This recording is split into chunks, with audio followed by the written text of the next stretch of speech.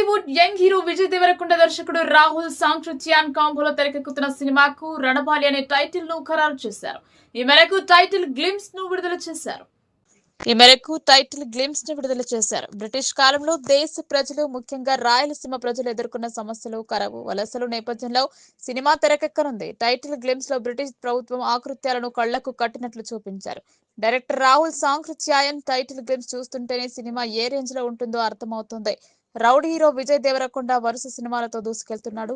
Hit, flop, talk తో సంబంధం లేకుండా సినిమాలు చేసుకుంటూ వెళ్తున్నాడు. గతేడాది కింగ్డమ్ మూవీతో వచ్చిన విజయ్ దేవరకొండ తాజాగా రణబాలి చిత్రం చేస్తున్నాడు. ఈ మూవీకి రాహుల్ సాంకృత్యాయన్ దర్శకుడు. మైత్రి మూవీ మేకర్స్ నిర్మాణ సంస్థ ఈ మూవీని ప్రతిష్టాత్మకంగా తెరకెక్కిస్తోంది.